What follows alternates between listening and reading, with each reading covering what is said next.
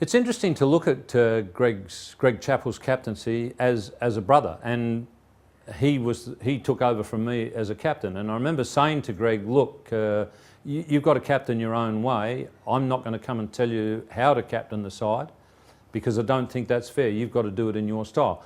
But just remember that I'm always available. If you want to ask me any questions about captaincy, I'm quite happy to talk to you about captaincy.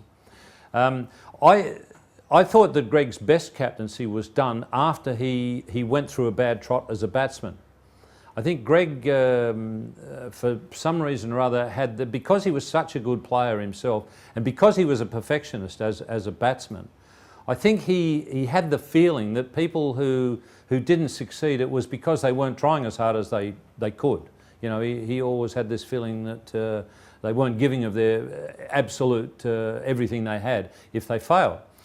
And I think what happened was, once that he started to fail a bit as a batsman, he had a better understanding that you could be trying your guts out and still fail. And I think once he came to that understanding, I thought that he did his best captaincy after that. And I'm thinking in particular of the 82-83 Ashes series, where he'd been captain in 1977 when Australia lost the Ashes in England. And then he wasn't part of after that because of World Series cricket. Then he came back. In 1979-80, we played a 3-test series against England in Australia with Greg captain, and Australia won 3-0. But England wouldn't put the Ashes up on that occasion because it was, you know, it was an organised tour because of the compromise after World Series cricket, and therefore the Englishmen said, no, we're not going to put the Ashes up. And I think Greg was pretty pissed off about the fact that he'd won 3-0, but that didn't mean that Australia had regained the Ashes. And you can understand, and as a captain who was involved in the series where Australia lost the Ashes, to get the opportunity to win them back is a big thing. So I think Greg was a very, very determined man. I mean, even more determined than usual during the 82-83 series.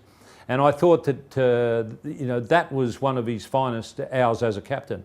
The things that I'm thinking about was that he promoted himself to number 3. He'd been a number 4 batsman and an exceptional number 4 batsman through his whole career. But I think he realised that Australia was struggling at number 3 in this period. And he felt that it was better off to go in and get in early before trouble really struck. In other words, if you're 1 for not very many, the opposition might think, well, it's just a fluke we got that wicket. But if they've got you 2 for not very many, then they know that they're on a bit of a roll. So Greg promoted himself to number 3, I think, to try and get in before real trouble started. And then I remember him particularly in Adelaide. He only made 1 Test century in Adelaide, quite remarkably. But he got that in the 82-83 series. And why it stood out for me was Greg was a terrific hooker. Not many people talk about Greg as a hooker. They all talk about how he played in front of the wicket extremely well. But he was a very, very good hooker. And one of the things that made him a good hooker was that he was choosy. And he would generally not hook until he was well and truly set. You know, 50 runs on the board, then you'd start to see him hooking. But on this occasion in Adelaide, England won the toss, sent Australia in, and they obviously came out with a plan to bounce the Australians. And Greg, realising that someone up the top of the order had to take them on, did it himself, right from the start of his innings. And he took on Bob Willis and the English fast bowlers, and he hooked them, and he got 100. And it was a really important innings. Australia went on to win that Test match, and that helped them to win the series.